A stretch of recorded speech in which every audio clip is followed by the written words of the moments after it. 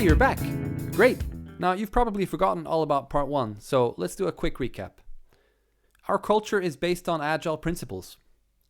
All engineering happens in squads, and we try to keep them loosely coupled and tightly aligned. We like cross-pollination and have an internal open source model for code. Squads do small and frequent releases, which is enabled by decoupling. Our self-service model minimizes the need for handoffs, and we use release trains and feature toggles to get stuff into production early and often. And since culture is all about the people, we focus on motivation, community, and trust, rather than structure and control. That was part 1. And now, I'd like to talk about failure. Our founder Daniel put it nicely. We aim to make mistakes faster than anyone else. Yeah, I know, sounds a bit crazy, but here's the idea. To build something really cool, we will inevitably make mistakes along the way, right? But each failure is also a learning. So when we do fail, we want it to happen fast, so we can learn fast and therefore improve fast. It's a strategy for long-term success. It's like with kids. You can keep a toddler in the crib and she'll be safe, but she won't learn much and won't be very happy. If you instead let her run around and explore the world, she'll fail and fall sometimes, but she'll be happier and develop faster. And the wounds, well, they usually heal. So Spotify is a fail-friendly environment. We're more interested in fast failure recovery than failure avoidance. Our internal blog has articles like Celebrate Failure and stories like How We Shot Ourselves in the Foot. Some squads even have a fail wall where people show off their latest failures and learnings. Failing without learning is, well, just failing. So when something goes wrong, we usually follow up with a post-mortem. This is never about whose fault was it. It's about what happened. What did we learn? What will we change? Postmortems are actually part of our incident management workflow. So an incident ticket isn't closed when the problem is solved. It's closed when we've captured the learnings to avoid the same problem in the future. Fix the process, not just the product. In addition, all squads do retrospectives every few weeks to talk about what's working well and what to improve next. All in all, Spotify has a strong culture of continuous improvement, driven from below and supported from above. However, failure must be non-lethal, or we don't live to fail again. So we promote the concept of limited blast radius. The architecture is quite decoupled, so if a squad makes a mistake, it will usually only impact a small part of the system and not bring everything down. And since the squad has end-to-end responsibility for their stuff without handoffs, they can usually fix the problem fast. Also, most new features are rolled out gradually, starting with just a tiny percent of all users, and closely monitored. Once the feature proves to be stable, we gradually roll it out to the rest of the world. So if something goes wrong, it normally only affects a small part of the system for a small number of users for a short period of time. This limited blast radius gives squads courage to do lots of small experiments and learn really fast, instead of wasting time trying to predict and control all risk in advance. Mario Andretti puts it nicely. If everything's under control, you're going too slow. Alright, let's talk about product development. Our product development approach is based on lean startup principles and is summarized by the mantra, think it, build it, ship it, tweak it. The biggest risk is always building the wrong thing. So before deciding to build a new product or major feature, we try to inform ourselves with research. Do people actually want this? Does it solve a real problem for them? Then we define a narrative, kind of like a press release or elevator pitch, showing off the benefits. For example, radio you can save or follow your favorite artist. We also define hypotheses. How will this feature impact user behavior and our core metrics? Will they share more music? Will they log in more often? And we build various prototypes and have people try them out to get a sense of what the feature might feel like and how people react. Once we feel confident this thing is worth building, we go ahead and build an MVP, minimum viable product. Just enough to fulfill the narrative, but far from feature complete. You might call it the minimum lovable product. The next stage of learning happens once we put something into production, so we want to get there as quickly as possible. We release the MVP to just a few percent of all users, and use techniques like A/B testing to measure the impact and test our hypotheses. The squad monitors the data and continues tweaking and redeploying until they see the desired impact. Then they gradually roll out to the rest of the world, while taking the time needed to sort out practical stuff like operational issues and scaling. By the time the product or feature is fully rolled out, we already know it's a success, because if it isn't, we don't roll it out. Impact is always more important than velocity, so a feature isn't really considered done until it has achieved the desired impact. Note that like most things in this video, this is how we try to work, but our actual track record, of course, varies. Now, with all this experimentation going on, how do we actually plan? How do we know what's going to be released by which date? Well, the short answer is we mostly don't. We care more about innovation than predictability, and 100% predictability means 0% innovation. On a scale, we'd probably be somewhere around here. Of course, sometimes we do need to make delivery commitments, like for partner integrations or marketing events. And that sometimes involves standard agile planning techniques, like velocity and burn-up charts. But if we have to promise a date, we generally defer that commitment until the feature is already proven and close to ready. By minimizing the need for predictability, squads can focus on delivering value instead of being a slave to someone's arbitrary plan.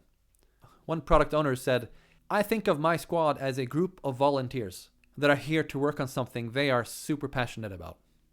So where do ideas come from? An amazing new product always starts with a person and a spark of inspiration, but it will only become real if people are allowed to play around and try things out. So we encourage everyone to spend about 10% of their time doing hack days or hack weeks. That's when people get to experiment and build whatever they want, like this Dial a Song product. Just pick it up and dial the number of the song you want to listen to. Is it useful? Does it matter? The point is, if we try enough ideas, we're bound to strike gold from time to time. And quite often, the knowledge gained is worth more than the actual hack itself. Plus, it's fun. As part of this, we do a Spotify-wide hack week twice per year. Hundreds of people hacking away for a whole week. The mantra is, make cool things real. Build whatever you want, with whoever you want, in whatever way you want. And then we have a big demo and party on Friday. We're always surprised by how much cool stuff can be built in just a week with this kind of creative freedom. Whether it's a helicopter made of lollipop sticks or a whole new way of discovering music. It turns out that innovation isn't really that hard. People are natural innovators, so just get out of their way and let them try things out. In general, our culture is very experiment-friendly. For example, should we use tool A or tool B? Don't know. Let's try both and compare. Or do we really need sprint planning meetings? Don't know. Let's skip a few and see if we miss them. Or should we show 5 or 10 top songs on the artist page? Don't know. Let's test both and measure the impact. Even the Spotify-wide Hack Week started as an experiment, and now it's part of the culture. So instead of arguing an issue to death, we try to talk about things like, what's the hypothesis? And what did we learn? And what will we try next? This gives us more data-driven decisions and less opinion-driven, ego-driven, or authority-driven decisions.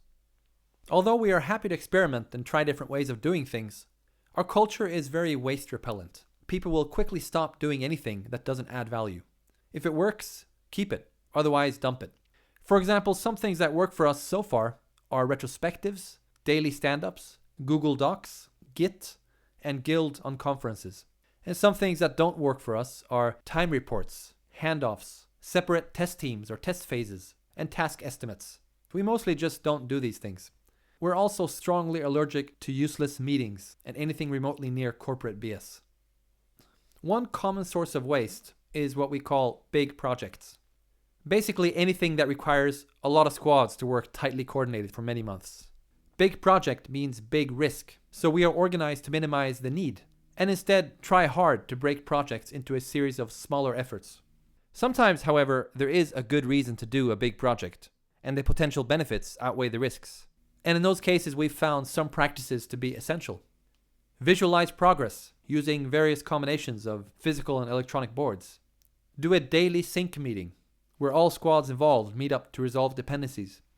Do a demo every week or two where all the pieces come together so we can evaluate the integrated product together with stakeholders. These practices reduce risk and waste because of the improved collaboration and short feedback loop. We've also found that a project needs a small, tight leadership group to keep an eye on the big picture. Typically, we have a tech lead, a product lead, and sometimes a design lead working tightly together. On the whole, we're still experimenting a lot with how to do big projects, and we're not so good at it yet. One thing we keep wrestling with is growth pain. As we grow, we risk falling into chaos. But if we overcompensate and add too much structure and process, we risk getting stuck in bureaucracy instead.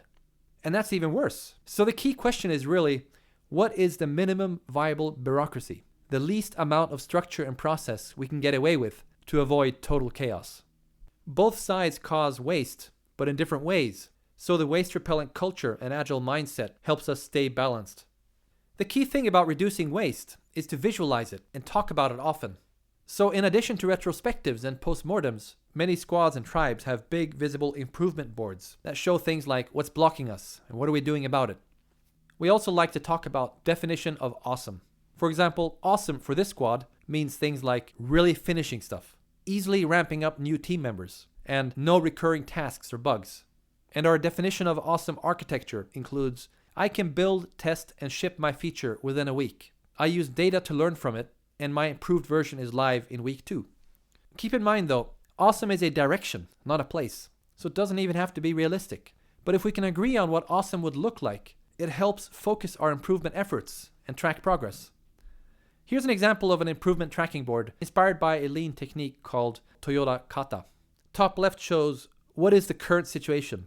In this case, the squad was having quality problems. Bottom left shows definition of awesome. In a perfect world, we'd have no quality problems at all. Top right is a realistic target condition. If we were one step closer to awesome, what would that look like? And finally, the bottom right shows the next 3 concrete actions that will move us towards the target condition. As these get done, the squad fills it up with new actions. Boards like this live on the wall in the squad room and are typically followed up at the next retrospective. Alright, I realize that maybe this video makes it seem like everything at Spotify is just great. Well, truth is, we have plenty of problems to deal with, and I could give you a long list of pain points. But I won't, because it would go out of date quickly. We grow fast and change fast, and quite often a seemingly brilliant solution today will cause a nasty new problem tomorrow, just because we've grown and everything is different. However, most problems are short-lived, because people actually do something about it. This company is pretty good at changing the architecture, process, organization, or whatever is needed to solve a problem. And that's really the key point. Healthy culture heals broken process. Since culture is so important, we put a lot of effort into strengthening it. This video is just one small example. No one actually owns culture, but we do have quite a lot of people focusing on it.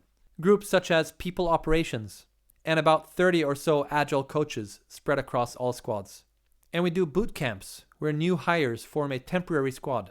They get to solve a real problem while also learning about our tech stack and processes and learning to work together as a team, all in 1 week. It's an intense but fun way to really get the culture. They often manage to put code into production in that time, which is impressive. But again, failing is perfectly okay, as long as they learn. Mainly though, culture spreads through storytelling. Whether it happens on the blog, at a postmortem, a demo, or at lunch, as long as we keep sharing our successes and failures and learnings with each other, I think the culture will stay healthy. At the end of the day, culture in any organization is really just the sum of everyone's attitudes and actions. You are the culture, so model the behavior you want to see. That's it. We're done. I hope you enjoyed this story. Thanks for listening.